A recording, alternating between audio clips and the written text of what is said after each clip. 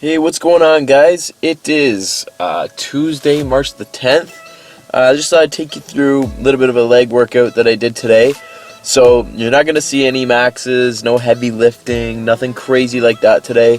I've been dealing with a little bit of anterior knee pain. So the front of my knee, just below my kneecaps, I've been dealing with quite a bit of discomfort, just pain, irritation, all that good stuff.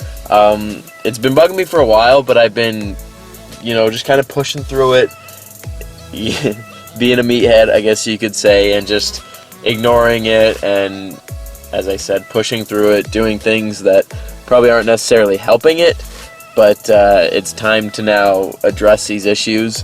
One of the reasons is because no one likes being in pain, so it's something that I want to, clear up and fix.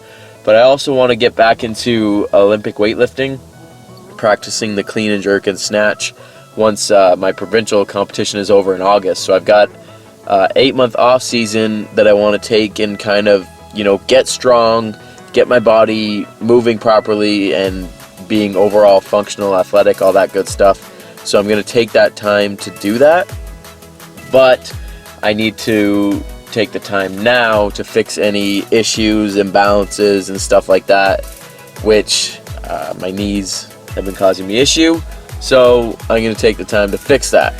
So you're seeing me do banded squats. So the band around your knees, it helps you activate your glutes, which appears to be one of the main reasons why my knees are getting sore, is because my glutes aren't firing when I'm doing my squats. I can feel them and I squeeze them and stuff like that, but there's something deep down that's not firing properly. So having the band wrapped around my knees, it teaches me and encourages me to drive my knees out, which in turn is going to get my glutes on fire. I felt it today. As you saw, 135 on the bar, so nothing crazy, but I did everything for 15 reps, nice and controlled, really focusing on driving the knees out, driving up through my heels, getting my glutes firing, and all that good stuff. Followed the squats up with leg curls. With the exercise ball. I love this exercise. Again, at the gym that I train at and work at, we don't have any fancy machines and stuff like that to really target hamstrings, so besides stiff leg deadlifts, this is my other go-to. So this exercise, really think about pulling in with your heels, keeping your hips off the ground. A lot of people, they'll leave their hips down and just kind of haphazardly curl their legs in, and it's not really doing a whole lot. But when I do it, and the way you should be doing it, your hips should be up and nice and controlled on the way out, and really squeeze, dig through the heels on the way in. I did this for 4 sets of 15 today, if I remember correctly.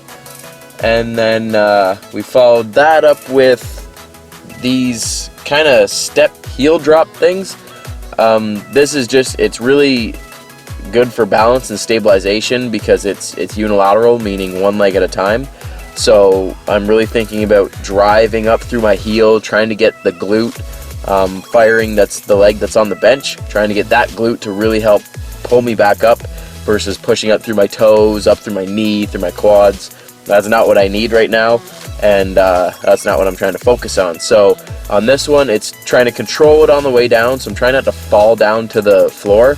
Tap my heel on, so you'll notice my foot's kind of pointed up, so that's so I don't tap through my toe. I try to drop down with my heel, and then coming back up, pulling up with that glute, control back on the way down.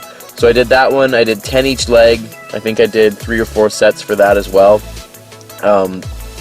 At first it's awkward because you're not used to, well, I'm personally not used to doing things one leg at a time unless it's some sort of lunge. So this was really eye-opening that I need to do this more often because it's going to really help make sure things are balanced. So when you're squatting, you might not know it, but you could be pushing up with one leg more than the other. Like if you're right side dominant, you could be driving up with your right side more than your left, and that's going to create imbalances and issues up through your knees, hips, spine.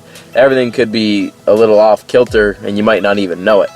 So this is something that I'm going to try to do once a week, maybe twice a week, to just really focus on A, fixing imbalances, and B, get my glutes to fire properly and all that good stuff.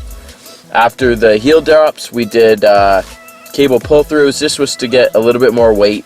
I had 160 on the cable, but just to get a little bit more volume for my glutes and hamstrings. So this one, you see me do this quite regularly in videos, but I lowered the weight a bit. Usually I'll do, you know, the whole stack at 200 for sets to 8 to 10, but I dropped it down to 160, really focused on bending forward, getting that full stretch in my hamstrings, and then driving through, squeezing my glutes hard at the top. This one is just, it's a good exercise to target the glutes, and as I said, I can throw a little bit more weight around and really focus on that volume. So I did a couple sets of 12 at 160. I think I did 4 sets, might have been 5, but I know I did at least 4. And that completed the workout. I threw in a little bit of lunges at the end, but it started to aggravate my knee. So even something little like that, those dumbbell lunges that you'll see me do, it's just something that I tried it and said, you know what, not worth the pain. So that concluded the workout, guys. That's a little update on the issues I got right now. My butt doesn't work, but we're going to get it fixed. So thanks for watching, guys. I'll see you in the next video.